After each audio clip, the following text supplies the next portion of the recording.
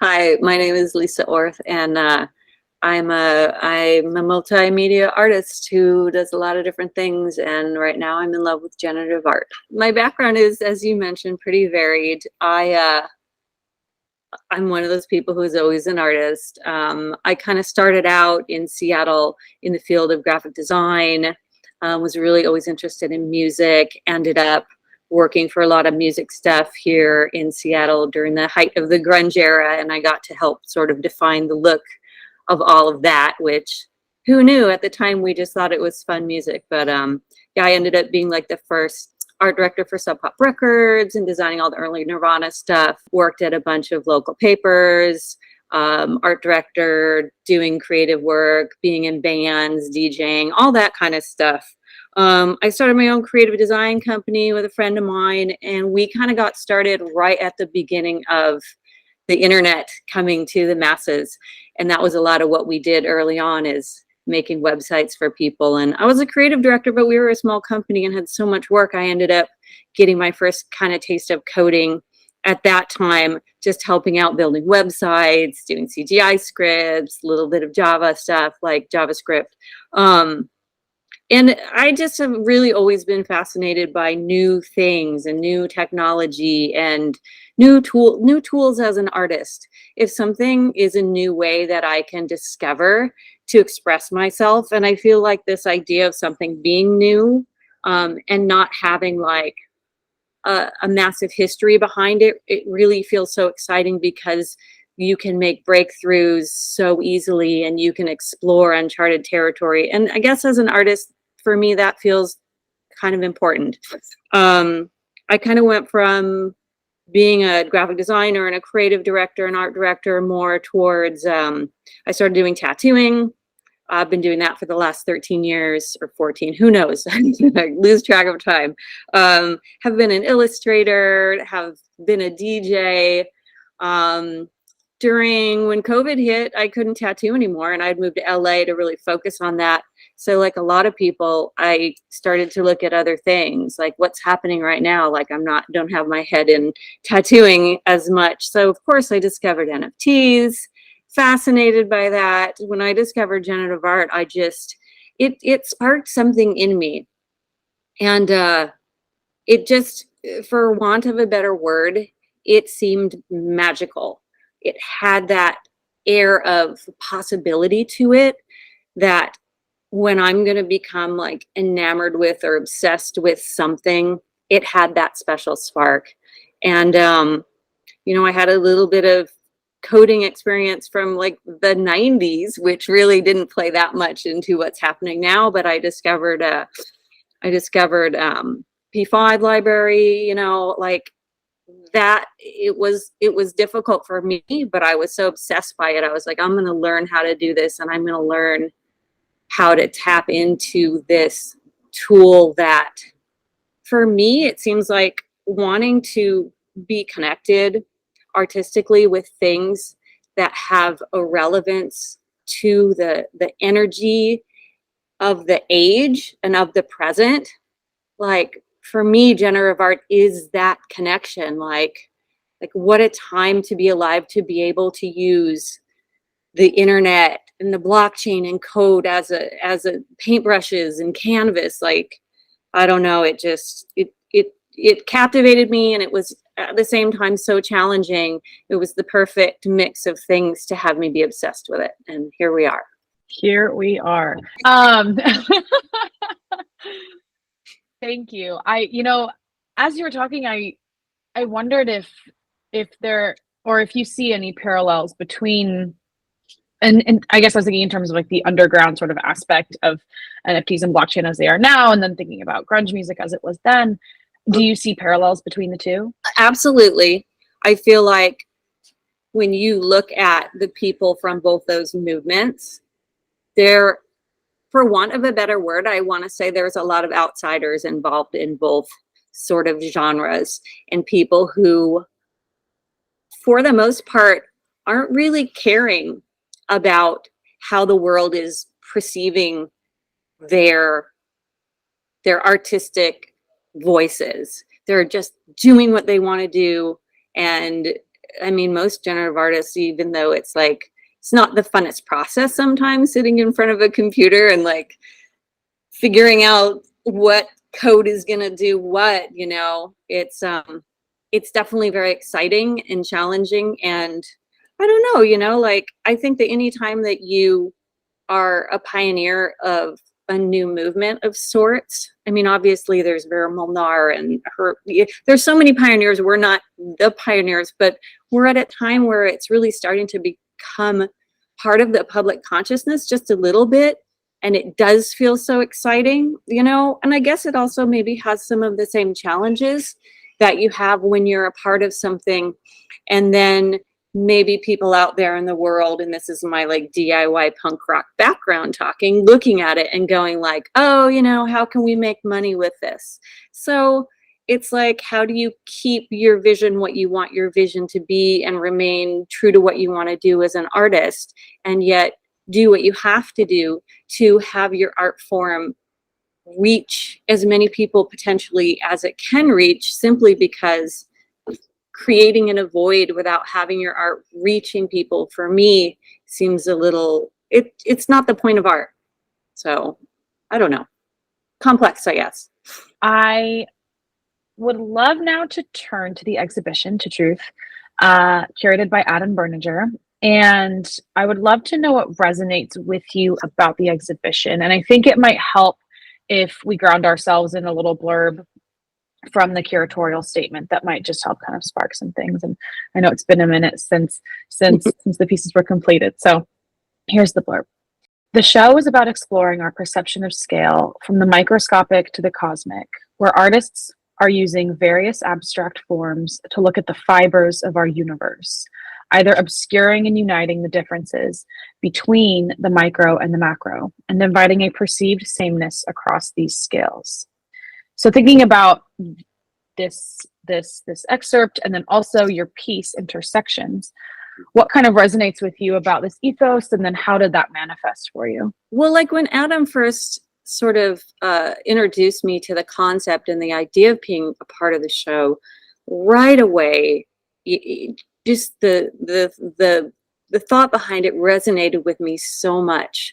And I feel like just that idea is something that, not just within my generative art, but within like my life, that I am somebody who kind of looks for those connections, who looks for the intersections between things. I believe that everything is, even the most opposing viewpoints, have more in common with each other than they do nothing in common with each other. And when I was working on my piece, Intersections, I basically wanted to take this idea and relating it back to truth, of like, in thinking about what truth even is, I don't think that there's anything in the entire cosmos that can be acknowledged by everyone as being truth.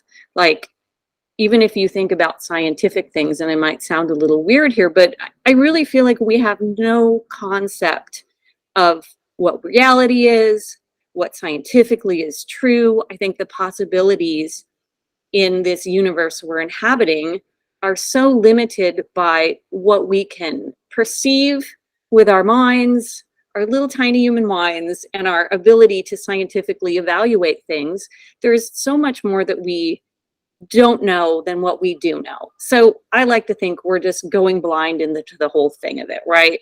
So if you have something that you can have a group of people look at, I guarantee you're going to have multitude of opinions about all of it. Some of them are probably going to be very different. It's so subjective, this idea of truth.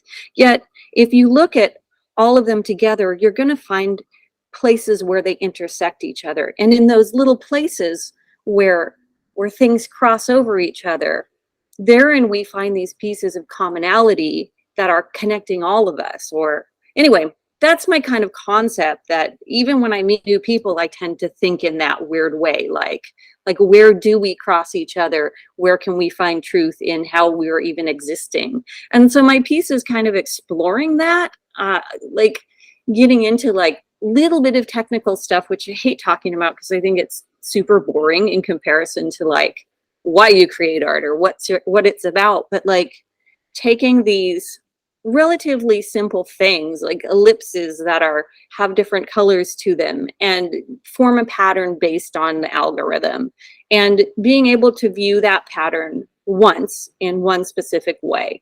You take the very same pattern and you change some things, like the scale is different, it's slightly rotated, you have a different version of, like, is it excluding, is it difference, but is it blown up massively, so you're seeing just a tiny little bit of it overlaid on something that's a lot larger.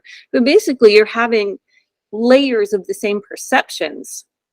It's the exact same thing, but it's changed in the way that it's being perceived, and then it's all one sort of thing. So trying to like capture this moment where different ways of perceiving the same thing can be captured in like one viewpoint, and asking ourselves, is this viewpoint that we're able to capture, where many different things of the same thing are having different perceptions, could this be a version of what we could call truth if we're trying to relate to one another?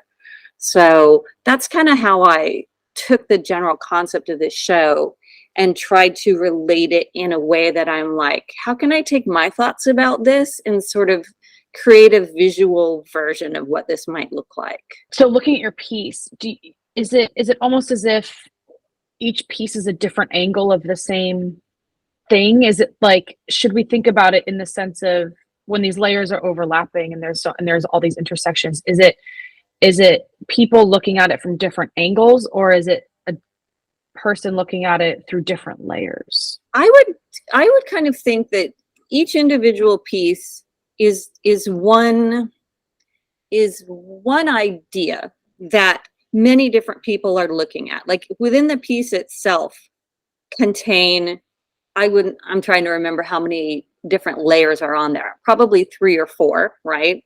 And so I would call those layers perceptions, like individual perceptions. So you would be getting a glance at the individual perception of 3 or 4 different people viewing the same idea, or viewing the same scene, or viewing the same thought, or whatever it is that we want to imagine that they're viewing, obviously just in thought form process.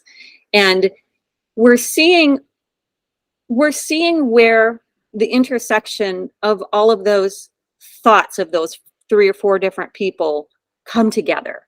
So we're seeing the point that they tend to all agree on, or maybe what the truth might be for that. And what we're not seeing is the areas where it's like, if we were to separate them all, we would be looking at 3 or 4 totally different visual ideas sort of come to life. But in seeing them together, we're seeing more so the commonalities. Does that make sense? Both. I think it's a really deep and complex concept. And I wonder, so these pieces are so beautiful, right? And if they are this sort of intersection of understanding and perception, what do the perceptions or these different parts look like separately from each other? Like, is there beauty in the separateness too? Or is there really this sort of profound, unique beauty in the overlap? I would say that if I were to take the same piece and do outputs of all the different perceptions on their own, I mean, some would probably be very beautiful. Some would probably be super boring. I think that it's where they meet each other that, I mean, I was like really looking to create like overlaps and mores. And it's like this idea of, I think, sort of even like the third mind sort of thing, going back to like Dyson and Burroughs, like you're going to get more by melding different concepts and creating this thing that's apart from all of them than you are than just individuals working on their own. You know what I mean? So I almost had no interest in looking at, I mean, when I was building it, I had to like look at all of the different layers and see all of the things and ask myself, like in some of them, I had to make them like turn off the smoothing and make the pixel density like way lower, so that the same line or sets of lines on ellipses would create blockier like patterns from something that, if you're looking at it on a different layer, looks really smooth or looks really whatever. So like intentionally having to like say, I'm looking at the same thing, how do I change it? how do I change my perspective on what I'm seeing in order to understand this in a different way, almost like if you were having a conversation with someone who ideologically you disagreed with all your heart. You could try to find a way by trying to understand what their perspective is to find something that you were like, okay, like I understand, I disagree with you with all my heart and soul, but when I get into where you're coming from and what your perspective is made from, I can zoom in somewhere and find this point of commonality that can unite us in a way. I'd love to learn a little bit about the aesthetic choices that you made when you were creating this piece. I feel like this piece maybe has maybe there's 8 different color palettes that could have been chosen for each iteration. Something that I was really trying to do with this in being able to create this, like what you're talking about with like the layering and the layers of almost light having to be through it. I feel like my palette choices when I come to making a palette are mostly informed by intuition and my 10 million years of being an artist. Like that's the fun part for me of like just being able to sort of like feel what colors make me feel when I work with them. So super fun part of creating the palettes. But then each of the layers, I'm working with a lot of like alpha channels in the layers and having the different opacities really vary between, like there's so many crazy layers and alphas and randoms having to do with that. When I approach doing a piece of generative work, anytime I come into it with like this, if I come into it with a concept of how I know I want the piece to feel, 100% I can get to that feeling. But if I try to chart out how exactly I'm going to do it and what the final thing looks like, I have never been able to have my original sketched out idea come anywhere close to what I end up loving. So it's a journey of like, hopefully not holding on to things, but more being open to seeing what possibilities can happen as I'm in there with the code. So in like creating this idea of the luminosity or light or how the colors are playing with each other, it's more so me stumbling in the dark until I find the right parameters that as I start to refresh the work, start to give me this feeling of like, oh, this is it, you know, like, and I'll mess around with things. And like, I remember there were some moments in messing with the code, I felt very frustrated at where the progress was going. And so I just like took a break, came back and was like, all right, I'm going to take these different sets of parameters and I know what I have them at now.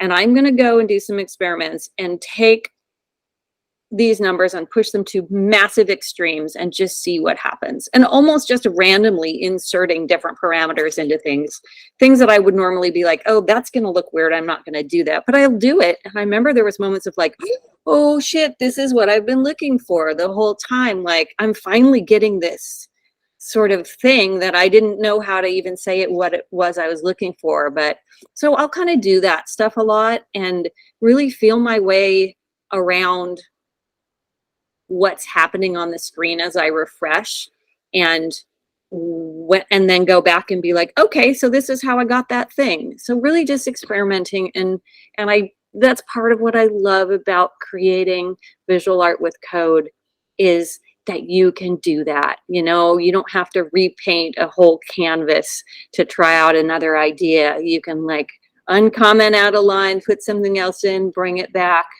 It's just amazing. I don't know. I'm super enamored with just the whole process of it. It sounds like you have a very collaborative process, like like it's you and the code working together. It sounds very, I don't know if passionate is the word, but like just this very like kind of intense collaboration, intense process. I like to have this sort of perspective on me trying to collaborate with the universe and the universe working its way through the creative process with me through utilizing the generative randomness. You know what I mean? Like And obviously, like, my little console log is like massive, and being like, if I get some sort of like, oh, that's brilliant, what's going on here? And then I'll be like, oh shit, this parameter is actually this instead of that, which is whatever. And then being like, is this what's going to give me what I want to do? It's, but I do feel like it is like a, if I'm aware enough and open enough during the process of working on something, I feel like, and if I leave it open enough, that's why I don't like to like, this is my set idea and this is blah, blah, blah. This is my algorithm and I'm going to keep that, but I'll, you know, I like to be as open as I can during this, because I don't know, I feel like inspiration comes in so many ways, and our connection to everything else out there that we don't understand comes in many ways. And I feel like we're going to, as a species, evolve with technology and our connection to it and being open to what it can give us versus being afraid of it, you know? So like, yes, I do love having that approach and thinking about the collaboration in that way. That's really beautiful. And this concept of randomness is so inherent to generative art for many reasons. And so I wonder if being I don't know if you consider yourself a generative artist, but as an artist who works with a generative medium, if you would, you kind of have to be open in a sense, because you are by nature embracing something that you can't control. Yeah, I love that. And I love this sort of like getting to the point in the creation of a generative project where you feel like you're on that little thin line, and over here is complete chaos, and over here is, I know what's going to happen, and finding that point where the balance is so beautiful, and some of your outputs blow your mind and the other outputs you're like, well, that's cool too, you know. But like being in this place where, especially if it's long form, where you're like, okay, this is this, we have to meet this goal here, and we have to narrow it to a certain extent. But if we narrow it too much, all the fun's going to be gone, because the chaos is where the real action's at. But it can't all be that, you know what I mean? So yeah, it really is about striking that balance, right? That's what is so amazing to me about generative art, is that you really create these constraints, right? This like very tight system, but then within that, so much can emerge. There's really something beautiful about it. One of my favorite, the reason I'm pausing is one of my favorite poets writes about this, and his name is Rainer Maria Rilke, and he has this line, and it's in German, but one of the translations is effectively, once you capture something in your hand, it jumps away from you immediately, and you can never retain it, like you can never capture it back again. He says it much more beautifully, obviously, but this sense of like, once you finally hold something, once you finally contain it, it's gone. And the thing about generative art is that once you finally hold something, there's all this beauty wrapped up in it, right? In this code and this thing that looks like it's literally numbers and letters and symbols, and then color and lines and shapes, and these incredible aesthetics emerge. I love that so much. You're making that connection with that, and it really makes me, it just makes me think that like one of the whole challenges to existing is this idea of trying to be present, right? Like being alive is about a moment, and there's no capturing of that moment. If we're thinking about the future, we're not really being present. If we're back in the past, we're not doing that either. Like to actually exist is to be aware of the moment at hand. And I love this idea that with generative art, like an output can be captured that is almost like capturing a moment, you know? Like there's so many times where who knows the beauty that has been lost because the mint stopped at a certain number. Like sometimes I'll be working on code and just really quickly refreshing, and then I'll see something that I'm like, was a second too late, and I pressed refresh again and I lost it forever. Like I love these little moments of who knows what the possibilities are, just like in life. And it's like we get to capture this one little moment in an existence and appreciate it. But knowing that all the different alternatives and variations they're endlessly there. It's so crazy to even think about, how are we able to make art like this? I mean, I know how, it just seems, it's amazing. It's still amazing to me, being someone who creates it and admires it and is like, admires the technical complexity of that other people. Like, it's such a gift to be able to create in this way with these tools. I wonder though, who are your influences and who do you look to? Not necessarily who you're, just Yeah. thinking about. Just like artistically, there's so many art movements that I think are fascinating for me. Like I love the early European avant-garde, constructivist, supremativism. I love like the surrealists and the Dadaists, and learning more about. I love the spiritualists like Hilma and Georgina. And actually, the spiritualist art movement to me has such a connection to generative art, just in how I approach it. And I really feel like when I'm trying to create something, that I'm trying to open up doorways of communicating with just an energy to come through. That might be me having the most illogical perspective of the most logical art form ever, but I feel that. I'm inspired by art that I feel has an urgency of purpose, whether it's from the past or from the future, and from people who are the people creating art, that like, I have to create art. If I didn't create art, I would be the biggest fucking mess ever. Like it's just every day. My whole life has always been about creativity and creating art. And it's almost like you finding people in the past who have like almost a similar sort of urgency to creation, whether that reason for that urgency can be clearly defined or not. I think that that's something I can totally relate to.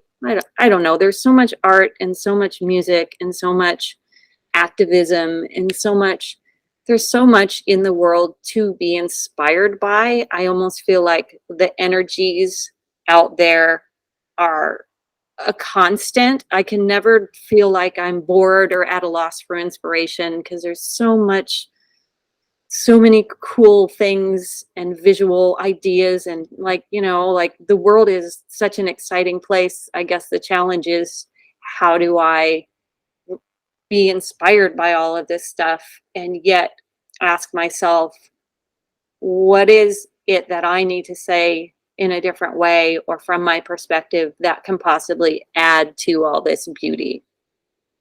Who knows if I'm doing it or not doing it, but I think at least you have to ask yourself those questions. These mostly female artists from the past who connected this idea of like art and spirituality and healing. Like, I really feel like we're on the verge of this, and using this technology, which can tap into energetically like the entire world. Like we're at a crazy time where, like, if you think that the space between you and I having this conversation right now, I don't really feel like there's a lot of space. Like, I feel the energy of what we're talking about is so present right here. You could be halfway around the world from me right now. Like, when have we ever been able to have a situation like this? And I do feel that even though we don't understand energy and we don't understand vibrations of things, that doesn't mean that they're not affecting us and valid and informing our thoughts and feelings and actions and manifesting themselves through art and other things. So yeah, so many possibilities of everything. I feel like maybe just sharing that this idea of perceiving unity versus dissonance. like that ultimately is what I'm trying to visually like throw out there with this artwork. But I feel like that the concept behind that is really the greater message, that if intersections, knowing what the meaning is behind it, can even have, you could take one moment in one day of your life and be able to perceive something differently, to be able to perceive a sameness versus a difference just in your life with another human, whether it's someone you're in a relationship with or a stranger who you feel like was rude to you at the coffee shop. Like perceiving the world in a way where we realize what we have in common, I think is just such a strong thing that we forget so much, because our perspective gets so narrowed and so focused and so small, and we forget where we are in the greater scheme of things. And then also with art, with any piece of art in any realm, visual art or music or writing, it doesn't matter. You're going to be able to get out of it what you put into it. So your ability as a viewer to open your perceptions and and put the work in to see in a way that it can give more to you, or you can be like, oh, that's nice, looks red and orange, like.